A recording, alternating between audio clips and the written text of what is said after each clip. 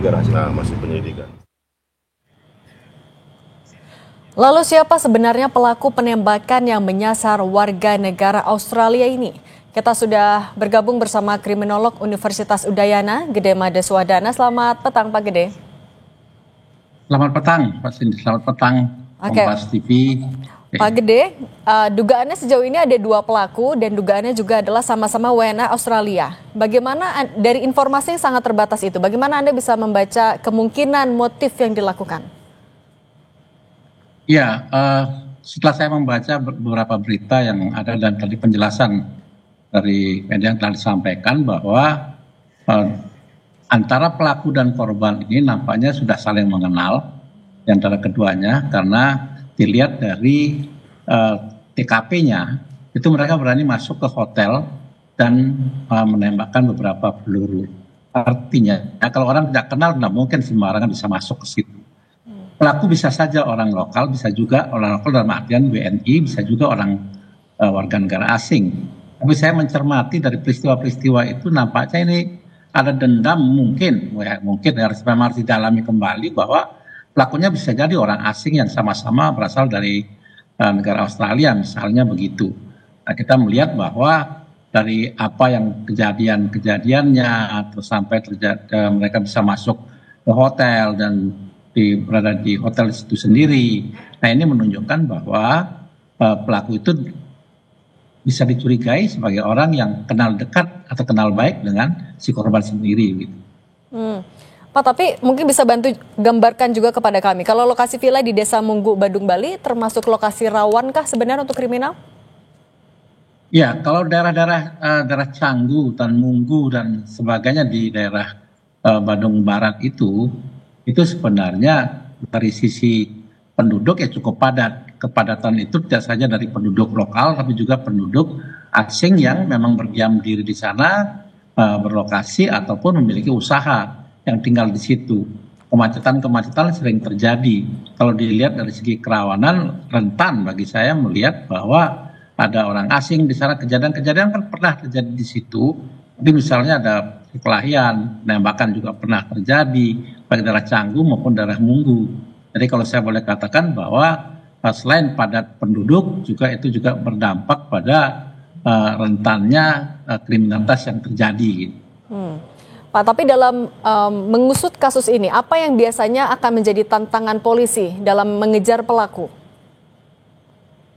Ya, kalau saja CCTV itu bisa bermakna atau bisa berfungsi dengan baik, pasti akan lebih mudah untuk melakukan. Tapi paling tidak di sana ada, saya baca beritanya ada pacarnya korban yang juga orang asing di situ, pasti itu sebagai petunjuk. Kalau dikatakan dari pihak penyidik polisian Polda Bali atau Polres Badung, ya ini harus yang dipahami betul dan pelajari. Satu, apakah di sana ada CCTV. Yang kedua, informasi yang dapat diberikan bisa dicek mungkin melalui kerjasama internasional ya antara Indonesia dengan Australia. Korban ini bagaimana? Apakah dia pernah berseru dengan yang lain? Terus juga saksi yang menyaksikan di situ si pacarnya itu juga bisa menjadi petunjuk untuk lebih mengungkap kembali peristiwa-peristiwa yang terjadi di situ. Pak, kemudian juga ini apakah bisa, kan ini sudah menjadi sorotan kasusnya, apakah ini juga artinya harus menjadi evaluasi juga soal pengamanan di Bali, terutama di tempat-tempat yang juga dikunjungi turis, apalagi dekat juga dengan pemukiman lokal sebenarnya?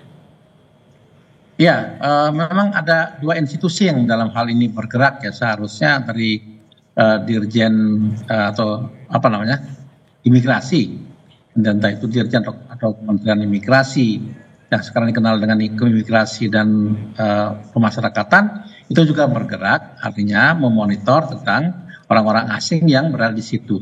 Nah, ketika terjadi suatu peristiwa kriminal, maka baru dari pihak polisian yang bergerak. Ini 2 institusi ini harusnya ada kerjasama. Yang satu imigrasi yang bertindak selaku pemberi izin untuk masuk keluarnya orang asing, dan kalaupun terjadi peristiwa pidana baru kepolisian yang bertindak. Nah, itu yang sering sekali yang terjadi. Seharusnya kedua institusi ini bekerja sama dan berkoordinasi gitu. Oke. Pak Gede, dalam perkembangan terbaru, Polda juga terus melakukan penyelidikan kasus penembakan WNA Australia yang hingga tewas. Kabid Humas Polda Bali, Kombes Polisi Arya Sandi bilang saat ini penyidik telah memeriksa 7 orang saksi dan menduga pelaku penembakan ada 2 orang. Kita dengarkan dulu pernyataan ini, Pak Gede. Pelakunya siapa sampai saat ini kita masih mencari. Ada dugaan kita dilakukan oleh 2 pria, dugaan kita. Ya.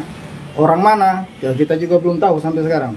Namun ada dari keterangan dari CCTV kita mendengar suara percakapan seolah-olah yang bersangkutan itu menggunakan bahasa Inggris yang fasih.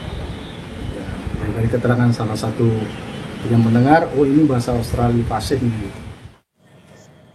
Oke, Pak Gede, tapi adakah perbedaan penanganan ketika terduga pelakunya adalah WNI dan WNA ketika sedang pengusutan kasus, Pak Gede? Ya, sepanjang pengamatan saya dan saya pernah juga bekerja sama dengan, dalam artian bersama dengan Polda Bali, saya kira tidak ada perbedaan penanganan itu. Kalau penanganan orang asing ya selalu ada koordinasi. Kalau misalnya mereka orang asing, tentu kalau perlakuannya tidak jauh berbeda dengan perlakuan apa yang terjadi dalam peristiwa-peristiwa yang lainnya, terutama pelakunya dari WNI.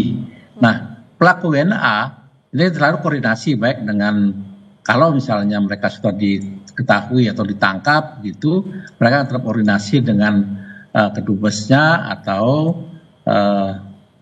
konsulat yang ada di Bali. Dengan demikian untuk mengetahui ada warga negara dari negara manapun itu telah dilakukan penyelidikan ataupun penyidikan terhadap peristiwa-peristiwa ini. Apalagi peristiwa ini telah menghilangkan nyawa orang lain yang tentu akan sangat menjadi perhatian bagi kepolisian daerah Polda Bali gitu.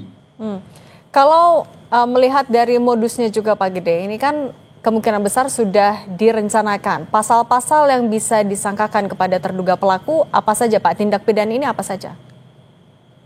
Ya, kalau peristiwanya yang terjadi ini sudah jelas, mereka berani masuk ke hotel dan membawa senjata dan melakukan penembakan. Yang pertama tentu yang harus dipahami bahwa ada orang yang meninggal di situ, ada perencanaan di situ.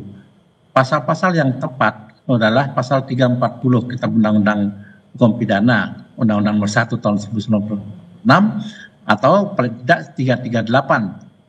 Nah, karena itu ada korban lagi yang sekarat, ya mestinya ada 351 mungkin yang menyebabkan dia luka berat atau bagaimana. Selain daripada pasal-pasal KUHP, itu senjata tajam itu miliknya, saya ulang, itu senjata api itu milik siapa? Pasti mereka tidak berwenang untuk melakukan atau membawa senjata itu bisa ke Undang-Undang Darurat 151 tahun 1951. Tadi bisa dijerat dengan 2 undang-undang itu sebenarnya, selain KUHP juga undang-undang tentang pemilikan senjata api. Oke, Pak Gede Madeswadana, Kriminolog Universitas Udayana, terima kasih sudah berbagi bersama kami di Kompas Petang. Sehat selalu. Terima kasih.